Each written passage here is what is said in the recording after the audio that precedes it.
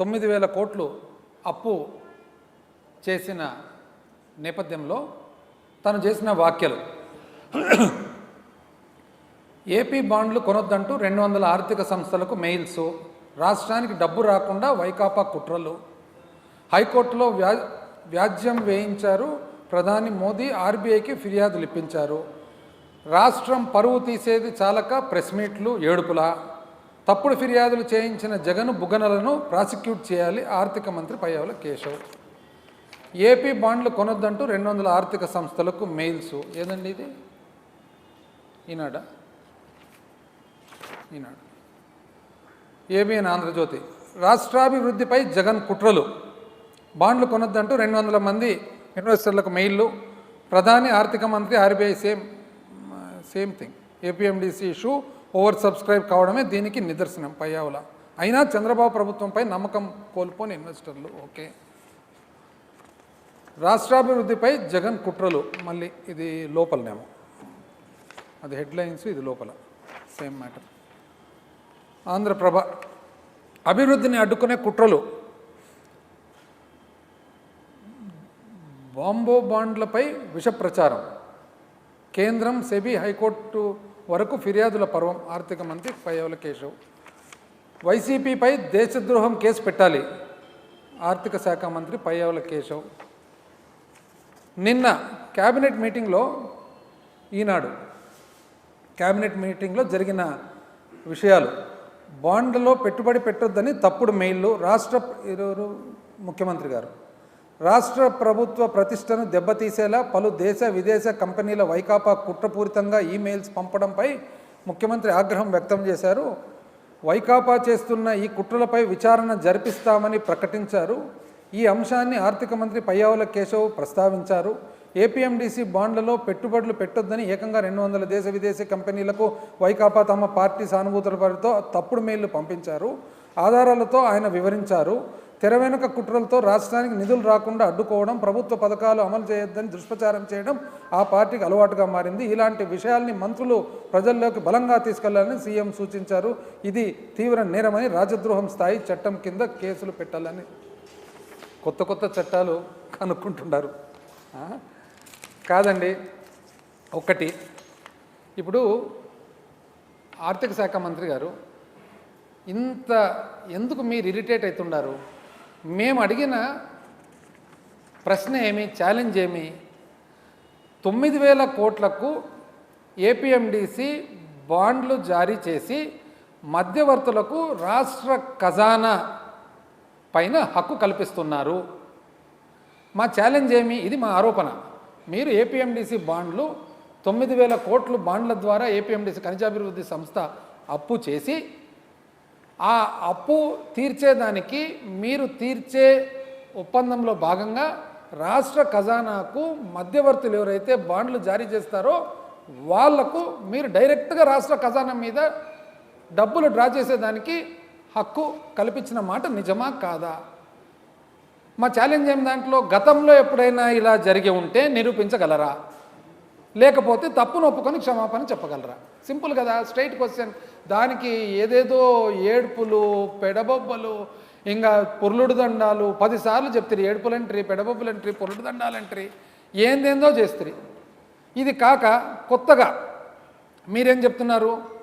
కొత్తగా మళ్ళా ఇది కాక జలజీవన్ వాటర్ సప్లై కార్పొరేషన్, కొత్తగా జలజీవన్ వాటర్ సప్లై కార్పొరేషన్ అని పెట్టి, ఆ వాటర్ సప్లై కార్పొరేషన్ ద్వారా కూడా మళ్ళీ ఇదే పద్ధతిలో బాండ్ల ద్వారా అప్పు చేయాలనే ఆలోచనలో మీరు ఉన్నది వాస్తవమా కాదా?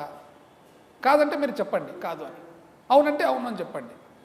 9 మే ఈ సంవత్సరము 3,489 కోట్లు రాష్ట్ర ఖనిజాభివృద్ధి సంస్థ బాండ్ల ద్వారా అప్పు చేయడం జరిగింది.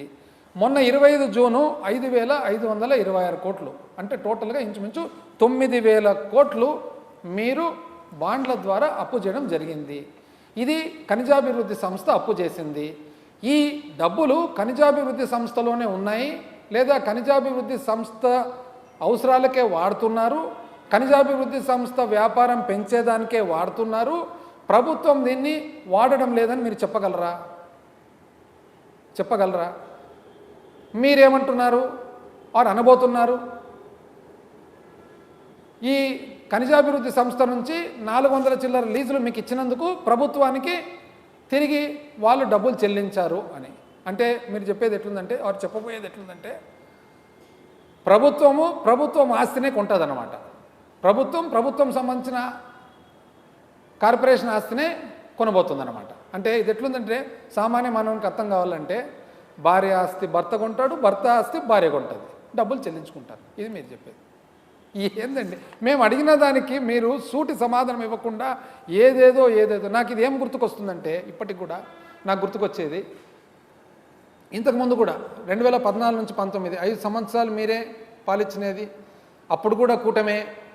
అప్పుడు బీజేపీ వాళ్ళు 2 మంత్రులు మీ దగ్గర ఉన్నారు, మీ 2 మంత్రులు బీజేపీ కేంద్రంలో ఉన్నారు. 5 సంవత్సరాలు మీకు కాలపరిమితి ఉన్నింది. అమరావతి మీరు కట్టలేకపోయినారు. 35,000 ఎకరాలు, 40,000 ఎకరాలు, 50,000 ఎకరాలని రకరకాల భూములను పోగు చేసినారు. దాన్ని అంత పెద్ద భూమిని పోగు చేసిన తర్వాత దానికి అభివృద్ధి చేసేదానికి కావాల్సిన డబ్బులు మీ దగ్గర లేవని తెలిసే పోగు చేసినారు. అమాయక రాష్ట్ర రైతుల నుంచి తీసుకున్నాక డబ్బులు మళ్ళా లేవని చెప్పి అప్పు చేసేదానికి పోయినారు. అప్పుడు కూడా ఏమన్నారు? మేము అడ్డపడినామన్నారు. మేము ఎందుకు అడ్డపడతామండి? పోనీ మీకు అడ్డపడే శక్తి ఉందా? మీరే కదా. ఇప్పుడు కూడా అంతే. మీరు కేంద్రము, భాగస్వాములు, కూటమి, అసలు కూటమి సర్కారు పైన ఢిల్లీలో ఉండేది మీ మీద ఆధారపడింది. ఎవరో జర్మనీలో ఎక్కడో మెయిల్స్ రాస్తే మీకున్న శక్తి సామర్థ్యాలను ఆపగలుగుతుందండి? సోషల్ మీడియాలో మెయిల్స్లో ఎంతోమంది ఎన్నో రాస్తుంటారు. 2019 నుంచి 24 కూడా ఎంతోమంది అమెరికా నుంచి, యూరోప్ నుంచి రకరకాల మెయిల్లు, రకరకాల కంప్లైంట్లు. అప్పుడు మేము బెవరేజెస్ కార్పొరేషన్ ద్వారా చట్ట ప్రకారంగా ప్రభుత్వ ప్రోగ్రాంల కోసము చట్టం చేసి అప్పు చేస్తూ ఉంటే, మీ వైజాగ్కు సంబంధించిన మీ శాసనసభ్యులు, ఇప్పుడు శాసనసభ్యుడే, అప్పుడు శాసనసభ్యుడే, కోర్టుకు వెళ్ళలేదండి, వ్యాజ్యం వేయలేదండి. ఈరోజు మీ దగ్గర అతి ప్రాముఖ్యమైన కాన్స్టిట్యూషనల్ పోస్టులో ఉన్న వ్యక్తి ఆ రోజు పలు లెటర్లు రాయలేదండి. అప్పుడు కూడా దేశద్రోహమేనా? ఇప్పుడు దేశద్రోహం అంటే అప్పుడు దేశద్రోహమే కదా. అప్పుడు ఎంతమంది దేశద్రోహాలు ఉన్నట్లు మీ దగ్గర? ఏం మాట్లాడుతున్నారండి అసలు? ఏదన్నా కానీ మీ అసమర్థతను కప్పిపుచ్చుకునేదానికి మా మీద ఏందండి బురద చల్లేది? ఎంతోమంది ఇప్పుడు జర్మనీలో ఉండొచ్చు, ఆస్ట్రేలియాలో ఉండొచ్చు, అమెరికాలో ఉండొచ్చు, ఇండియాలోనే ఉండొచ్చు. ఎవరికైనా కానీ ప్రభుత్వ పరిపాలన సరిగా లేదన్నప్పుడు వాళ్ళ ఫండమెంటల్ రైట్ అది. ఎవరైనా రాసి ఉండొచ్చు. ఫండమెంటల్ రైట్ ఏమని రాసినారు? ఇది తప్పుగా జరుగుతుందని. కరెక్టా కాదా అనేది మా ఛాలెంజ్ ఏమి లిమిటెడ్ టు మీరు రాష్ట్ర ఖజానా మీద, సామాన్య మానవులకు సంబంధించిన డబ్బుల మీద మీరు ఒక ప్రైవేట్ వ్యక్తులకు డబ్బులు డ్రా చేసేదానికి మీరు అధికారం ఇస్తున్నారు. అది అవునా కాదంటే అది చెప్పరు. అసలు మాకు ఆశ్చర్యకరమైనది ఏమంటే, ఒక పెద్ద మిస్టరీ అన్నమాట. అసలు మీ అసమర్థంగా కప్పుచ్చడానికి మా మీద ఏందండి బురద వెళ్ళేది? అసలు మీరు పవర్ఫుల్ పీపుల్ కదా. మీరు ఎంత పవర్ఫుల్ పీపుల్? హుద్హుద్ను కంట్రోల్ చేయగలరు, కరువును ఆపగలరు, ఆర్టిఫిషియల్ ఇంటెలిజెన్స్ AI ద్వారా దోమలను కంట్రోల్ చేయగలరు. ఇన్ని పనులు చేసిన వాళ్ళు ఒక ఈమెయిల్ అడ్డం వచ్చిందండి మీకు? ఎందుకంత అసలు మీరు ఎందుకంత ఇరిటేట్ అవుతున్నారు? ఎందుకు ఇది చేస్తున్నారు? మాది స్ట్రైట్ క్వశ్చన్, సూటి ప్రశ్న ఒకటి. ఏమని? అప్పు చేయడం కరెక్టా కాదా మీరు చెప్పండి. మేము అప్పు చేస్తేనేమో తప్పు, మీరు అప్పు చేస్తేనేమో ఒప్పు. మేము అప్పు చేస్తేనేమో తప్పు, మీరు అప్పు చేస్తేనేమో ఒప్పు. అసలు మాకన్నా కనీసము ఎన్ని ఇబ్బందులు ఎదుర్కొన్నాము. మీ 2014 నుంచి 19 అన్ని సగంలో వదిలిపెట్టిపోయిన అసమర్థత పాలన, పోలవరం సగం, రాజధాని సగం, టిడ్కో సగం, అన్ని సగం. విపరీతమైన పెండింగ్ బిల్లులు పెట్టిపోతున్నప్పుడు ఇవన్నీ కాక మాకు కోవిడ్ వచ్చింది. మీకు లేదు కదండి. ఈ ఇబ్బందులు ఏముండే చెప్పండి? ఏ ఇబ్బందులు లేకుండా అసలు ఎక్కడికి పోతుంది అని నిజం చెప్పాలంటే, ఇప్పుడు 2023-24 అండి, 23-24 మేము దిగిపోయిన సంవత్సరం. 2024-25 మీ సంవత్సరం, మీ మొదటి సంవత్సరం చూసుకుంటే మీది మొత్తము బడ్జెట్ వచ్చేసి 2,45,000, రౌండ్ ఫిగర్స్ చెప్తాను, 2,45,000 మీది, మాది 2,36,000. అందులో మీ 2,45,000లో 1,18,000 జీతాలు పెన్షన్లు అయిపోయింది. మాది 1,03,000 జీతాలు పెన్షన్లు అయిపోయింది. అంటే మీ దగ్గర గ్యాప్ ఎంత ఉంది? మీకు 1,08,000 కోట్లు మీ దగ్గర గ్యాప్ ఉంది, మా దగ్గర 1,09,000 కోట్లు గ్యాప్ ఉంది. 2,000 ఉంది తేడా. మళ్ళీ 2,000 కదా తేడా ఉండేది. ఆ 2,000లో మీరు ఒక పెన్షన్లు పెంపుదల తప్ప ఫస్ట్ సంవత్సరం ఏం చేసినారు అని.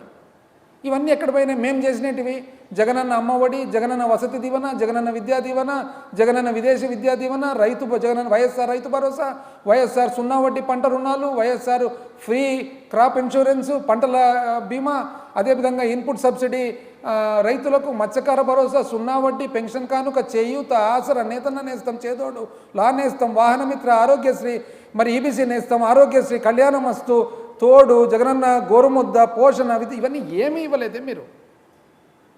అంటే ఎక్కడ పోయినట్లు డబ్బులని మేము అడగాల ప్రశ్న, ఎక్కడ పోయినాయి డబ్బులని? అసలు ఆశ్చర్యకరంగా ఉందన్నమాట. మరి ఏమనంటే అప్పులు అంటారు. మీ ప్రకారంగా చూస్తే ఒకసారి చూడండి, మీరు 2014 నుంచి 19 సంవత్సరం మీద సంవత్సరం ఏ శాతం అప్పులు చేసినారు? 22% చేసినారు. మేము సంవత్సరం మీద సంవత్సరం 13% చేసినది. మాది పెద్ద తప్పు అండ్రి, మీది ఒప్పు అంటారు. అంటే సామాన్య మానవునికి అర్థమయ్యేదానికి 2014 నుంచి 19 మీ ప్రభుత్వంలో ప్రతి 1,00,000 రూపాయలకు మీరు ప్రతి సంవత్సరం 22,000, అంటే 1,00,000కు 22,000, 100కు 22 రూపాయలు మీరు అప్పు చేసినారు ప్రతి సంవత్సరం. అంటే ఒక సంవత్సరము 100కు 22, వచ్చే సంవత్సరం 122 మీద మళ్ళీ 24, అట్లా మీరు సంవత్సరం మీద సంవత్సరం 22 రూపాయలు చేసినారు. మేము 13 చేసిండేది. మాది పెద్ద తప్పంట్రీ. అప్పే చేయలేదు మీరు అన్నట్లు చెప్తిరి. ఇవన్నీ చూడండి ఏం చేసినారు ఈ డబ్బులంతా. మీరు జూన్ 24 మీరు ప్రభుత్వం ఏర్పాటు చేస్తానే జూన్ 24 6,000 కోట్లు అప్పు చేస్తారు, జూలై 24 10,000 కోట్లు అప్పు చేస్తారు, ఆగస్టు 24 3,000 కోట్లు అప్పు చేస్తారు, సెప్టెంబర్ 24 4,000 కోట్లు అప్పు చేస్తారు, అక్టోబర్ 24 6,000 కోట్లు అప్పు చేస్తారు, నవంబర్ 24 4,000 కోట్లు అప్పు చేస్తారు, డిసెంబర్లో ఎప్పుడు లేని విధంగా 9,237, అంటే ఒకసారి 10,000 ఒకసారి 9,200, చరిత్రలోనే ఎప్పుడు లేవు మీరు తప్ప. మళ్ళీ ఫిబ్రవరిలో 7,000 కోట్లు అప్పు చేస్తారు. ఆ తర్వాత మళ్ళీ ఈ ఫిబ్రవరి మళ్ళీ 5,820 కోట్లు చేస్తారు.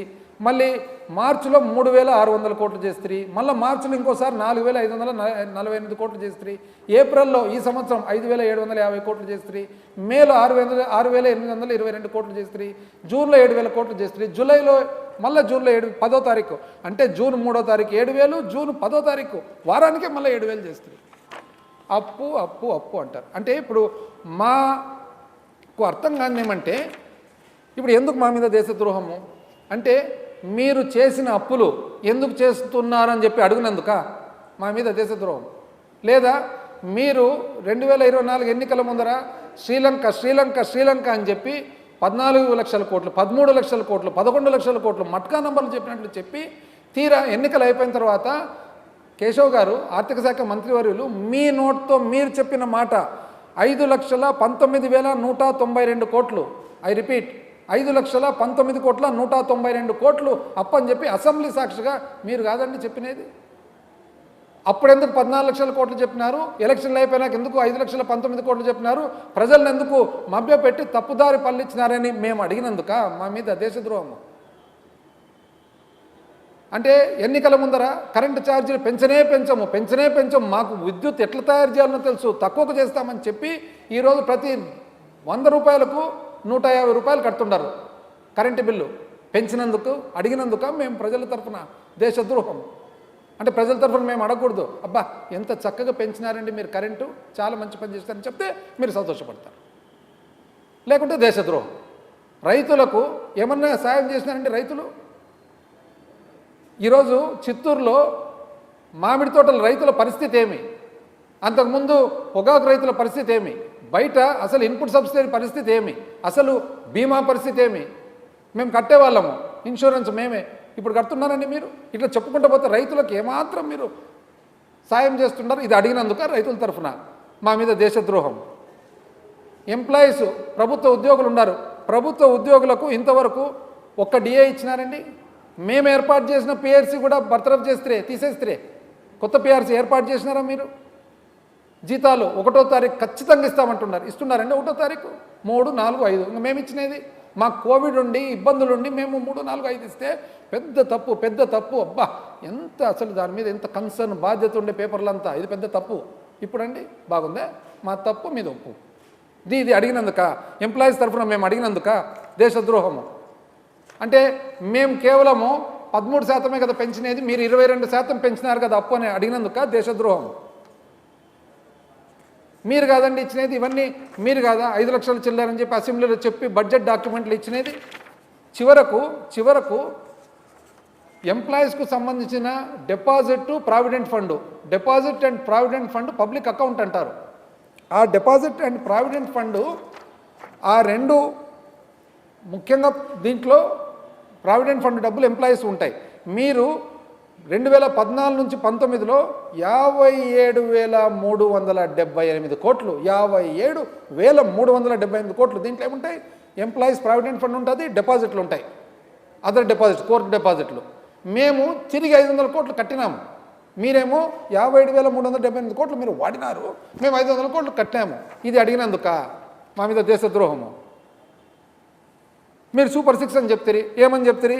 యువతకు 20 లక్షల ఉపాధి అవకాశాలు లేదా 3,000 ఇస్తామని. యువత అడుగుతున్నారు మమ్మల్ని వచ్చి. అంటే ప్రతిపక్ష పాత్ర మేమేం చేయాలా? మంచిదిలేమో, బాగుంది, సంతోషం, ఇవ్వకపోవడం అని మేము చెప్పాలా? అదే మీ కోరిక? అడిగితే దేశద్రోహం. తల్లికి వందనం ఇప్పుడు ఇచ్చినారు, 85 లక్షల మందికి ఇవ్వాల్సినది 65 లక్షల మందికి మాత్రమే ఇచ్చినారు. 20 లక్షల మందిని పక్కన పెట్టినారు. ప్రతి 100లో 20 మందికి రావడం లేదు, ఏదో ఒక కారణం చెప్పి. అది అడిగినందుక దేశద్రోహము. అన్నదాత సుఖీభావ ఇచ్చినారండి రైతులకేమన్నా, అది అడిగినందుక దేశద్రోహము. దీపం 3 సిలిండర్లు అంట, 1 సిలిండర్ ఇచ్చినారు అరకొర పావు దీపం, అది అడిగినందుక దేశద్రోహము. ఆడబిడ్డ అనేది పాపం ఇంట్లో ఆడవాళ్ళు అయితే ప్రతి ఒక్కరు నెలకు 1500 అమ్మ లెక్కలేసి చూపిస్తారు. ప్రజలు అడుగుతున్నారు, ప్రతిపక్ష పాత్ర మేము పోషించక తప్పదు. ప్రజలు మమ్మల్ని అడిగేటప్పుడు మేము అడగాలి కదా మిమ్మల్ని. మీరు ప్రభుత్వం ఏర్పాటు చేసుకునేదే ఈ సూపర్ 6తోనే కదా, అది అడిగితే దేశద్రోహం. ఉచిత బస్సు ఎక్కడ అక్క చెల్లెంలు ఎక్కడి నుంచి ఎక్కడికన్నా పోవచ్చు అంటే శ్రీకాకుళం ఎక్కి డైరెక్ట్ తిరుపతి వరకు పోవచ్చని అనుకున్నారు పాపం. ఇక్కడ నెల్లూరు ఎక్కి డైరెక్ట్ సింహాచలం పోవచ్చని అనుకున్నారు. ఇప్పుడు ఏమంటున్నారు? జిల్లాలో మాత్రమే అని సింపుల్గా చెప్తారు. అంటే ఇప్పుడు గుంటూరు విజయవాడ మధ్యలో వారధి ఉంది. అంటే ఇప్పుడు విజయవాడ వాళ్ళు, కృష్ణా జిల్లా వాళ్ళు ఎవరన్నా రావాలంటే వారధి ఆ పక్క దిగి నడుచుకుంటూ వచ్చి మళ్ళీ బస్ ఛార్జ్ కట్టాలి. అంతేనా? అంతే కదా మీరు చెప్పే ప్రకారంగా. ఇది అడిగితే దేశద్రోహం. అసలు ఎన్నెన్ని ఇవి సూపర్ 6, సూపర్ 7 కాక 35 హామీలు ఇచ్చినారు మీరు.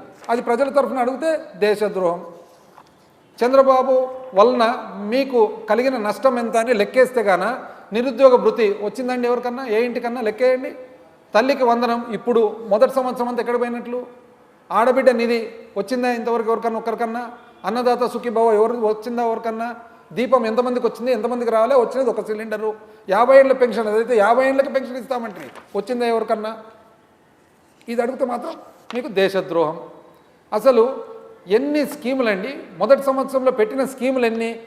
జగనన్న అమ్మఒడి, జగనన్న వసతి దీవెన, జగనన్న విద్యా దీవెన, జగనన్న విదేశీ విద్యా దీవెన, జగనన్న రైతు భరోసా, 0 వడ్డీ పంట రుణాలు, మన పంటల బీమా, ఇవన్నీ కూడా వరుసగా చదువుకుంటూ పోతే ఇవన్నీ కూడా మొదటి సంవత్సరం మీరు తీసేసినారు కదా. ఉన్న స్కీములు కదా, రన్నింగ్ స్కీములు తీసేసినారు కదా అంటే మీకు కోపం. అసలు ఇంకోటి, మొన్న కేశవ్ గారు ఏమంటారంటే జీతాల బిల్ అంట 90% ఉందంట, తెలంగాణలో మాత్రం తక్కువ ఉందంట. అవును చెప్తా. 2019-20 మీరు దిగిపోయిన తర్వాత ఫస్ట్ మా సంవత్సరం ఎంత ఉండిందండి? రాష్ట్ర సొంత ఆదాయం వచ్చేసి 61,146 కోట్లు. 61,146 కోట్లు. ఆ రోజు జీతాలు ఎంత?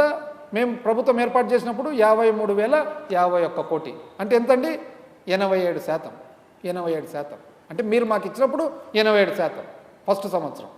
2024-25 మేము దిగిపోయేటప్పుడు మీకు ఎంతండి ఇచ్చిండేది? రాష్ట్ర సొంత ఆదాయం వచ్చేసి 1,01,985 కోట్లు. అంటే అందాజుగా 1,02,000 కోట్లు. జీతాల బిల్లు ఎంతండి? 89,008 కోట్లు. అంటే 89,000 కోట్లు. ఎగ్జాక్ట్లీ 87%. మేము ఎక్కినప్పుడు 87% ఉంది, మేము దిగినప్పుడు కూడా మీకు హ్యాండ్ ఓవర్ చేసినప్పుడు 87% ఉంది. మీకేదో చాలా ఇబ్బంది జరిగినట్లు, చాలా ఇది జరిగినట్లు. ఇది అడిగితే మాత్రము మళ్ళీ మీకు కోపము, దేశద్రోహము. మేము క్యాలెండర్ పెట్టింటాం కదండి. ఏమేమి పెట్టింటివి? ఏప్రిల్లో జగనన్న వసతి దీవెన, వైఎస్ఆర్ వడ్డీ లేని రుణాలు, మేలో జగనన్న విద్యా దీవెన, వైఎస్ఆర్ ఉచిత పంటల బీమా, వైఎస్ఆర్ రైతు భరోసా, వైఎస్ఆర్ మత్స్యకార భరోసా, వైఎస్ఆర్ మత్స్యకార భరోసా డీజిలు, జూన్లో జగనన్న అమ్మఒడి, జూలైలో జగనన్న విద్యా కానుక, వైఎస్ఆర్ వాహనమిత్ర, వైఎస్ఆర్ కాపు నేస్తం, జగనన్న తోడు మిగిలిపోయిన లబ్ధిదారులకు పథకాలు, ఆగస్టులో జగనన్న విద్యా దీవెన, వైఎస్ఆర్ నేతన్న నేస్తం, సెప్టెంబర్లో వైఎస్ఆర్ చేయూత, అక్టోబర్లో వైఎస్ఆర్ రైతు భరోసా 2వ విడత, నవంబర్లో జగనన్న విద్యా దీవెన, వైఎస్ఆర్ 0 వడ్డీ రుణాలు, డిసెంబర్లో వైఎస్ఆర్ ఈబీసీ నేస్తం, వైఎస్ఆర్ లా నేస్తం, మిగిలిపోయిన లబ్ధిదారుల పథకాల వర్తింపు, జనవరిలో వైఎస్ఆర్ రైతు భరోసా, వైఎస్ఆర్ ఆసరా, జగనన్న తోడు చిరు వ్యాపారాలకు, వైఎస్ఆర్ పెన్షన్ కానుక, పెన్షన్ పెంపు, ఫిబ్రవరిలో జగనన్న విద్యా దీవెన, జగనన్న చేదోడు టైలర్లు, నాయి బ్రాహ్మణులు, రజకులకు, మార్చిలో ఎంఎస్ఎంఈలకు ప్రోత్సాహాలు, చిన్న పరిశ్రమలకు. మా క్యాలెండరు ఇంతవరకు ఈ క్యాలెండర్ ఏమన్నా మీకు ఉందనని తెలుసునా? అది అడిగితే మాత్రము మీకు కోపం, దేశద్రోహం. అసలు ఫస్ట్ పాయింట్ అండి మీకు తెలియాల్సినది, క్యాబినెట్ మీటింగ్ పెట్టినారు. ఏం మాట్లాడినారు క్యాబినెట్ మీటింగ్లో? మామూలుగా క్యాబినెట్ మీటింగ్ తర్వాత సమాచార శాఖ మంత్రి ఏమని చెప్తారంటే సమాచార శాఖ మంత్రి క్యాబినెట్లో జరిగిన పాలసీ నిర్ణయాలన్నీ బయటకు వచ్చి చెప్తారు. ఇదేందండి మీరు క్యాబినెట్ మీటింగ్ పెట్టడము, క్యాబినెట్లో జగన్మోహన్ రెడ్డి గారిని నేను విమర్శించడము, ఆ విమర్శనంతా తీసుకొచ్చి మాట్లాడడం, ఇది తప్ప వేరే లేదా క్యాబినెట్ మీటింగ్లో? సంవత్సరం అయింది కదండి. ఇది కాక కొత్తగా మన వ్యవసాయ శాఖ మంత్రి అచ్చెన్నాయుడు గారు ఆయన ఏమంటారంటే, ఎందుకండి జగన్మోహన్ రెడ్డి గారు పోవాలి అక్కడ? ఎందుకు పోవాలా అంటే రైతులను పరామర్శించకూడదా? అరే మామిడి పంట ఆయన జగన్మోహన్ రెడ్డి గారు అడిగిన ప్రశ్న ఏమి? మా హయాంలో 22 నుంచి 29 రూపాయలు కిలో ఆ మామిడి వెరైటీ అమ్మేది, ఇప్పుడు 2 రూపాయలు అమ్ముతుంది, ఎందుకు? దానికి సమాధానం ఉందా మీ దగ్గర? జగన్మోహన్ రెడ్డి గారు ఏమడుగుతున్నారు?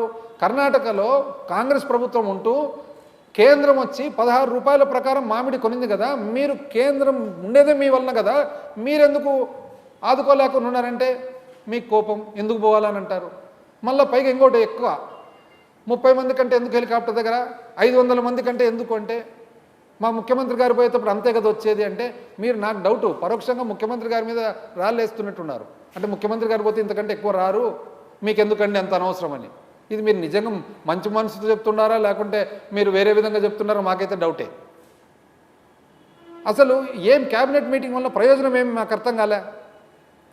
అసలు మీకు ఎవరు అడ్డం వచ్చినారని ఒక మెయిల్ అడ్డం వస్తుంది. మొత్తం కేంద్రం ఆధారపడినది మీ మీద. పైగా ఇప్పుడు కొత్తగా అసలు పురంధేశ్వరి గారు బీజేపీ జాతీయ అధ్యక్షురాలు కాబోతుందని కూడా బయట న్యూస్ ఉంది.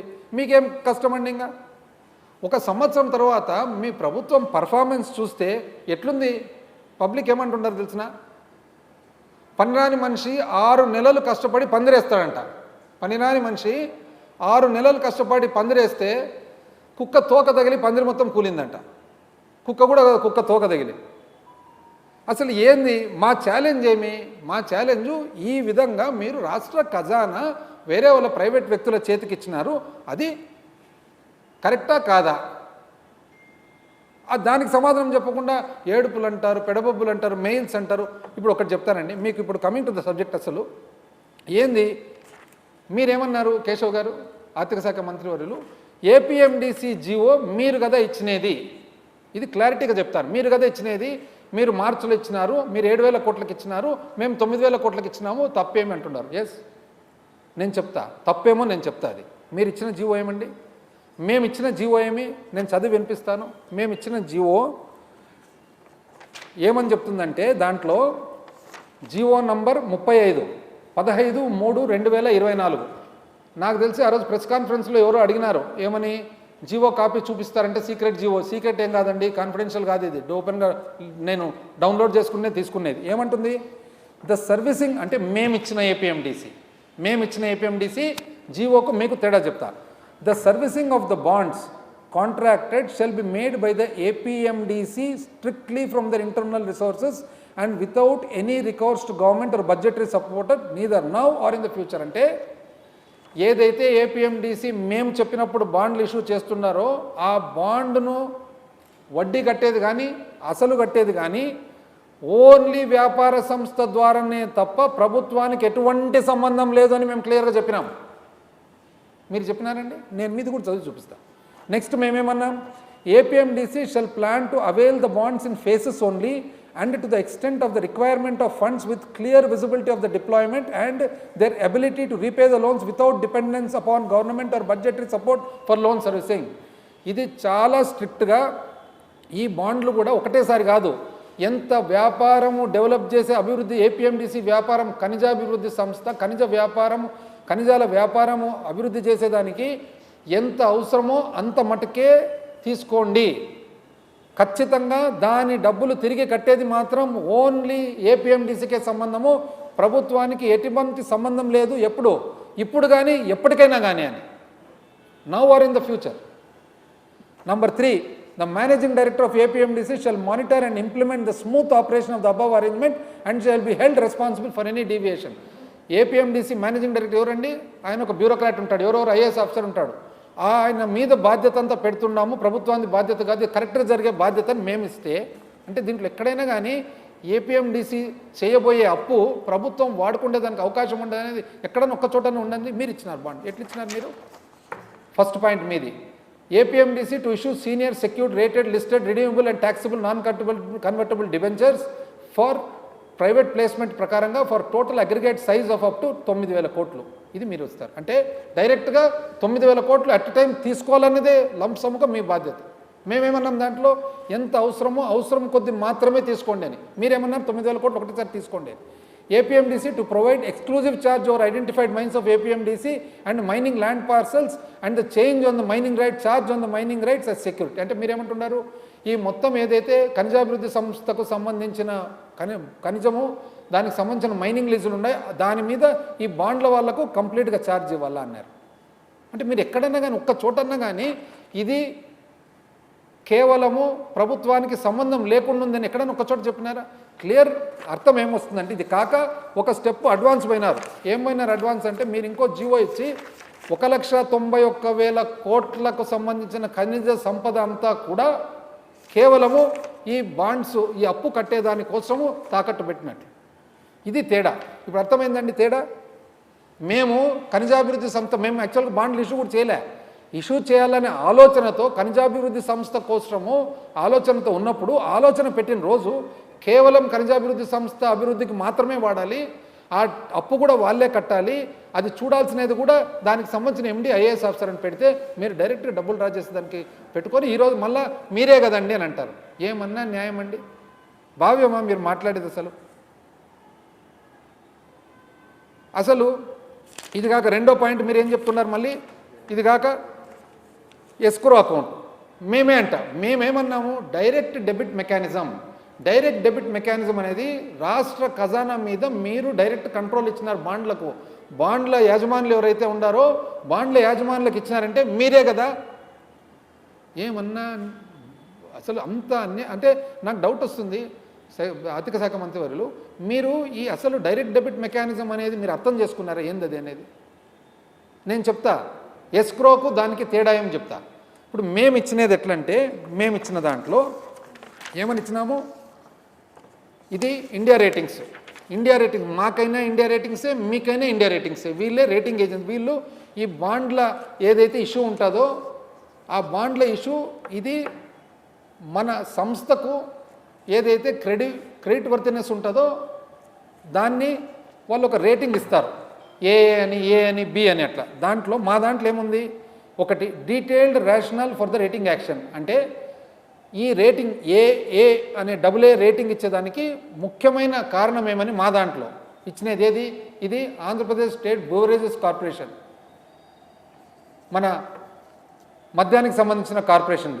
ఇది ఏమని, ద డిఎస్ఆర్ఏ అంటే ఏమి, దసరా అకౌంట్ అంటారంటే ఈ కార్పొరేషన్ నుంచి డబ్బులు పోయి ఆ డబ్బుల నుంచి అప్పు కడతారనమాట. దాన్ని దసరా అకౌంట్ అంటారు. ఆ Dasara account APBCL state బ్యూరేజ్ corporation ఏదైతే ఉందో ఆ కార్పొరేషన్ డబ్బుల నుంచి మాత్రమే పోతాయనేది మా దాంట్లో ఉంది. Detailed description of key rating drivers అంటే ఏ కారణం వలన దీనికి క్రెడిబిలిటీ ఉందని చెప్తారో దానికి ఏముంటుంది, స్పెషల్ మార్జిన్. ఏపీఎస్బీసీఎల్ ఆంధ్రప్రదేశ్ రాష్ట్ర బివరేజెస్ కార్పొరేషన్ ఏదైతే ఉందో, మత్తు పానీయాలు అమ్మే కార్పొరేషన్ ఏదైతే ఉందో ఆ కార్పొరేషన్లో స్పెషల్ మార్జిన్ అనేది ఏదైతే ఉందో ట్యాక్స్ ఆ పన్ను నుంచి కట్టబోతున్నారు అని. ఒకవేళ ఆ దసరా అకౌంట్లో తక్కువ పడితే ఎక్కడి నుంచి వస్తుందని రాసింది మా దాంట్లో, government shall be required to pay the short fall amount directly. అంటే ఎక్కడైతే తక్కువ పడిందో కార్పొరేషన్ ఏ పరిస్థితుల వలన ప్రభుత్వం కడుతుంది అని. దాని తర్వాత ఇంకొక స్టెప్ ఎక్కువ లిక్విడిటీ. దాంట్లో కూడా ఏమనుంది, బివరేజెస్ కార్పొరేషన్కు 8,000 చిల్లర కోట్ల ఆదాయము 2023-24 సంవత్సరానికి ఉంది కాబట్టి వాళ్లకు అప్పు కట్టేదానికి శక్తి ఉందని ఇచ్చినారు. మీరేమి ఇచ్చినారండి? ఇది మీది, మీరు ఇచ్చిన దాంట్లో సేమ్ థింగ్ డీటెయిల్డ్ రేషనల్. అంటే ఏ కారణం వలన AA రేటింగ్ ఇస్తున్నామంటే ఏమనుంది దాంట్లో, ఏమనుందంటే దసరా అకౌంట్లో డబ్బులు తక్కువ పెడితే building up the balance in bond service and direct debit mechanism from the consolidated fund of the state. అంటే రాష్ట్ర ఖజానా నుంచి ఒకవేళ తక్కువ పడితే రాష్ట్ర ఖజానా నుంచి డైరెక్ట్గా బాండ్ యాజమానులు డ్రా చేసేదానికి మీరు హక్కు కల్పించినారు అని, అందుకని AA రేటింగ్ ఇచ్చినారు అని. దాని తర్వాత detailed description of key rating drivers. మా సెకండ్ పాయింట్ ఏదైతే ఉందో సేమ్ మీ సెకండ్ పాయింట్ చూస్తే బాండ్ సర్వీసింగ్ అకౌంట్ ఏమనంటున్నారు, బాండ్ సర్వీసింగ్ అకౌంట్లో అండ్ అన్కండిషనల్ ఇర్రివోకబుల్ చేస్తూ maintained from the Government of Andhra Pradesh with provisions for direct debit mechanism from the consolidated fund of the state maintained with the Reserve Bank of India as the banker to the state government. అంటే ఏమంటున్నారు, తక్కువ పడితే ఆంధ్రప్రదేశ్ రాష్ట్రానికి సంబంధించిన ఖజానా ఆర్బీఐలో ఏదైతే ఉందో దాని నుంచి డైరెక్ట్గా డ్రా చేసుకునే దానికి మీరు అవకాశం కల్పించినారు అని. అదేవిధంగా మళ్ళీ మూడో చోట ఎక్కడుంది, షార్ట్ ఫాల్ పడితే Dasara short fall guarantee from government of Andhra Pradesh page number 3. దాంట్లో ఏమంటారు, ఎప్పుడన్నా తక్కువ పడితే simultaneously advise the RBI to debit such amount as may be specified in the guarantee invocation notice from the accounts of the government of Andhra Pradesh. అంటే తక్కువ పడితే ఆర్బీఐకి bond యాజమాని డైరెక్ట్గా రాష్ట్ర ఖజానా నుంచి తగ్గించేదానికి మీరు ఒప్పుకున్నారు అని. ఇదే కాకుండా లాస్ట్కు మళ్ళీ అడిక్వసీ ఆఫ్ సిఈ రేటింగ్. అక్కడ కూడా ఏమన్నారు, the government shall be required to the direct DT shall invoke the government guarantee to the extent of the shortfall by issuing a guarantee invocation notice and simultaneously advise the RBI to debit such amount as may be specified in the guarantee invocation notice from the account. 4 చోట్ల ఎక్కడ, ఒకటి detailed rationale of the rating action, ఒకటి detailed description of the key rating drivers, ఒకటి దసరా DSRA short fall guarantee from government of AP, adequacy of CE structure. 4 చోట్ల మీరు ఒప్పుకొని డైరెక్ట్గా రాష్ట్ర ఖజానా నుంచి బాండ్ యాజమానులు డబ్బులు డ్రా చేసేదానికి మీరు హక్కు ఇచ్చి ఈరోజు మేము చేసినది మీరు చేసినది ఒకటేనా? ఏమంటే అంత అన్యాయమా? అంటే మీరు చదివే చెప్తున్నారా, ఊరికి పబ్లిక్ ఏదైనా చెప్తే వెళ్ళిపోతుంది అనుకుంటున్నారా? మేము చెప్పినదేమి, మేము మత్తు పానీయాలు అమ్మినప్పుడు ఇంతకుముందు సిండికేట్ ఉండేది. ఆ సిండికేటు ఒక 200 రూపాయలు ఒకవేళ బీర్ ధర ఉంటే సిండికేట్ ద్వారా రీటైల్ కాబట్టి అంగళ్ళ వాళ్ళు ఒక 10 రూపాయలు 20 రూపాయలు అందరూ మాట్లాడుకొని ఎక్కువ కమ్మేవాళ్ళు. మేము ప్రభుత్వము ఎప్పుడైతే బెవరేజెస్ కార్పొరేషన్ మత్తు పానీయాల సంస్థ కార్పొరేషన్ తీసుకున్నామో, తీసుకున్న తర్వాత ఆ 10 రూపాయలు 20 రూపాయలు ప్రత్యేక పన్ను ద్వారా పెట్టి ఆ ప్రత్యేక పన్ను రాష్ట్ర ఖజానాకు వచ్చేటట్టు చేసి ఆ ప్రత్యేక పన్ను తయారు చేసిన పన్నును ఏదైతే ఉందో, లేని పన్ను మేము తయారు చేసిన పన్ను ఏదైతే ఉందో ప్రైవేట్ వ్యక్తుల చేతికి పోయేది ఏదైతే ప్రభుత్వ ఖజానాలకు తెచ్చినామో అది డైరెక్ట్గా పోయేటట్లు పెట్టాము. రాష్ట్ర ఖజానాన్ని పెట్టినామండి మేము. ప్రత్యేక పన్ను డైరెక్ట్గా అప్పు కట్టేదానికి మేము పెట్టినాము. మీరేం చేసినారు, దానికి ఏపీఎండిసి ఖనిజాభివృద్ధి సంస్థకు వచ్చే డబ్బులు మొత్తం పెడుతూ ఒకవేళ తక్కువ వస్తే తక్కువ వచ్చినది ఆర్బీఐ నుంచి రాష్ట్ర ఖజానా నుంచి, అంటే ప్రజలకు సంబంధించిన డబ్బుల నుంచి, అంటే రాష్ట్ర ఖజానా నుంచి ఈ సంవత్సరం ఒకవేళ పోతుంది. డబ్బులు పోయినప్పుడు జీతాలు ఎవరిస్తారండి, భత్యాలు ఎవరిస్తారండి? ఇది అడిగితే దేశద్రోహమా? ఎవరో రాసినారు, రాసి ఉండొచ్చు, వైవి సుబ్బారెడ్డి గారు రాసినారు, ఖచ్చితంగా రాస్తారు. ఎందుకు రాయరు? తప్పు కాబట్టి రాస్తున్నారు, అందరికీ రాస్తారు. అసలు ఇది ఎంత ఆశ్చర్యంగా ఉందంటే, ఇది ఎట్లుందంటే సామాన్య మానవునికి అర్థం కావాలంటే, ఇప్పుడు వాళ్ళు చేసిన పని ఎట్లుందంటే మేము చేసిన పని ఎట్లుందో చెప్తాను. మేము ఒక బ్రివరేజెస్ కార్పొరేషన్, మత్తు పానీయాలు అమ్మే కార్పొరేషన్, అది అప్పు చేసింది. ఒక ప్రత్యేకమైన పన్ను ప్రైవేట్ వ్యక్తులకు పోయేది రాష్ట్రానికి వచ్చేటట్లు ఏర్పాటు చేసినాం. ఆ డబ్బులు ఆ అప్పు తీర్చేదానికి వాడుతూ ఆ అప్పు ఏదైతే ఉందో చట్ట ప్రకారంగా అసెంబ్లీలో మహిళలకు సంబంధించిన ఆసరకు, మహిళలకు సంబంధించిన చేయూతకు, మరి పిల్లలకు సంబంధించిన అమ్మఒడికి, రైతులకు సంబంధించిన రైతు భరోసాకు డబ్బులు వాడినాం. మీరు ఏమిటికి వాడినారని కూడా చెప్పడంలే. అంటే మేము చేసినది ఎట్లుందంటే, ఒక వ్యక్తి సామాన్య మానవునికి అర్థం కావాలంటే, ఒక వ్యక్తి మోటార్ సైకిల్ కొంటాడు. మోటార్ సైకిల్ కొన్నప్పుడు బ్యాంకులో అప్పు తీసుకుంటాడు. బ్యాంకులో అప్పు తీసుకున్న తర్వాత నెల నెల కంతు ఒకవేళ కట్టకునే రెండో నెలలో మూడో నెలలో దాన్ని అడ్జస్ట్ చేసుకొని కట్టేదానికి పెట్టినాం. మీరు చేసినది ఎట్లుందంటే, ఒక వ్యక్తి మోటార్ సైకిల్ కొంటాడు, మోటార్ సైకిల్ అప్పు తీసుకుంటాడు. అప్పు తీసుకున్నప్పుడు మీతో పాటు పక్కింటాయనో మీ స్నేహితుడో గ్యారెంటర్ ఉంటాడు. గ్యారెంటర్ దగ్గర చెక్కులు తీసుకుంటారు. ఒకవేళ ఏ కారణం వలన మీరు కంతు కట్టలేకపోతే ఆయన నుంచే కాకుండా గ్యారెంటర్ అకౌంట్ నుంచి కూడా డైరెక్ట్గా తగ్గించేటట్లు మీరు ఏర్పాటు చేసినారు. అంత తేడా ఉంది. అంటే ఈరోజు ఇక్కడ వ్యక్తి అప్పు చేసిన మోటార్ సైకిల్ అప్పు చేసిన వ్యక్తి ఎవరు? కార్పొరేషన్. గ్యారెంటర్ ఎవరు? ప్రభుత్వం. ప్రభుత్వం నుంచి డైరెక్ట్గా తీసుకునే దానికి మీరు ఏర్పాటు కలిగిస్తున్నారు. మాది మీద ఒకటే అంటారండి. అసలు మీరు ఇదంతా అసలు చూసుకున్నారా చూసుకోకుండా మీరు చెప్తున్నారా నాకు అర్థం కాలేదు. ఇది వైవి సుబ్బారెడ్డి గారు ఖచ్చితంగా రాస్తారు. ఎందుకు రాయారండి? డెఫినెట్గా రాస్తారు. ప్రెస్ కాన్ఫరెన్స్లు పెడతారు. దీన్ని ఏడుపంటారు మీరు. మేము ప్రజల తరఫున పోరాడుతూ ఉన్నాము, ప్రజల శ్రేయస్సు కోసం పోరాడుతూ ఉన్నాము, ప్రజల భవిష్యత్తు కోసం పోరాడుతూ ఉన్నాం. పోరాటం చేస్తూనే ఉంటాం, 100% చేస్తూనే ఉంటాం. మా బాధ్యతనే. మేము అధికారంలో ఉన్నా ప్రతిపక్షంలో ఉన్నా ప్రజల తరఫున పోరాటం చేస్తూనే ఉండదు. అది మీకు ఏడుపుకు కనపడుతుంది, అది మీకు పెడబొబ్బల మాదిరి కనపడుతుంది, అది మీకు పొర్లుడు దండాల మాదిరి కనపడుతుంది. ఎన్నిసార్లు అండి? 10 సార్లు చెప్తారు ఏడుపు, పెడబొబ్బలు, పొర్లుడు. అంటే ఇవన్నీ ఇప్పుడు నేను అడిగేటివన్నీ ఏడుపులా? ఒకవేళ మీకు ఏడుపు మాదిరి కనపడితే మీరు అట్లే అది ఏడుపు కిందనే భావించండి. మేము ఏడుపు కింద కాదు, మేము ప్రజల తరఫున పోరాటం కింద భావిస్తాం. పైగా వడ్డీ చూసుకుంటే అసలు కంపారిజను, మీరు రాష్ట్రము ఆర్బీఐ ద్వారా అప్పు చేసినప్పుడు మేలో మీరు 6.7% వడ్డీ ప్రకారం చేస్తే, అదే మేలో మీరు కార్పొరేషన్ అప్పు ఎంతకు చేసినండి? 9.3. అంటే 2.6% ఎక్కువ పర్సెంటేజ్. అంటే 1000 కోట్ల మీద ఎన్ని వందల కోట్లు తేడా వస్తుందో చూడండి. మొన్న జూన్లో మీరు చేసిండేది, మీరు ఆర్బీఐ ద్వారా చేసిన అప్పు 6.7% అయితే మీరు 9.3% మళ్ళా కార్పొరేషన్ అప్పు. అంటే మళ్ళీ ఇక్కడ 2.6%. అంటే ఎన్ని వందల కోట్ల తేడా వస్తుందో ఒకసారి చూసుకోండి. అసలు ఎంత అన్యాయం అండి మీరు చెప్తుండేది. పైగా మళ్ళీ ఏమంటారు? మీరు పోయి తాకట్టు పెట్టినారు. అంటే మేము 25,000 కోట్ల అప్పు చేసేదానికి 1941 కోటి, 25,000 కోట్ల అప్పుకు 1941 కోటి ఆస్తిని తాకట్టు పెట్టాం.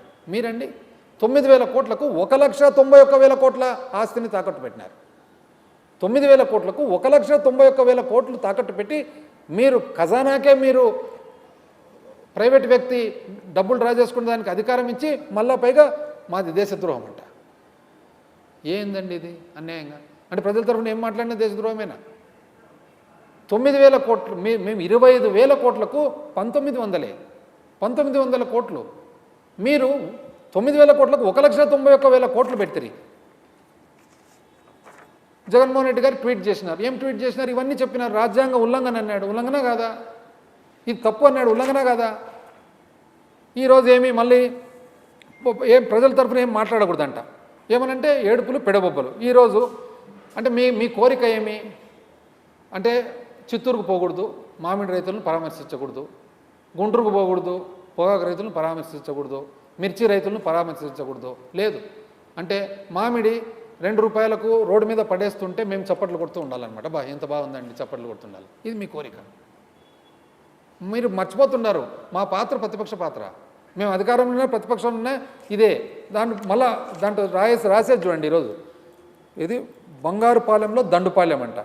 దెబ్బలు ఎందుకండి తగిలినది? ఆడ వాళ్ళు చెప్తున్నారు, చాలామంది జగన్మోహన్ రెడ్డి గారు వస్తున్నారని చెప్పి ఆయనను చూసేదానికి కలిసేదానికి వస్తే మీరు అనవసరంగా వచ్చేతోళ్ళని ఆపాలని చెప్పి చెక్ పోస్టులు పెట్టి పోలీసు వాళ్ళు లాఠీ చార్జ్ చేస్తే, లాఠీ చార్జ్ చేసినప్పుడు ఆ తోసులాటలు దెబ్బలు తగిలినాయి. అది దండుపాలెం అంట. రైతులు చూస్తే రౌడీ షీటర్లు అంట.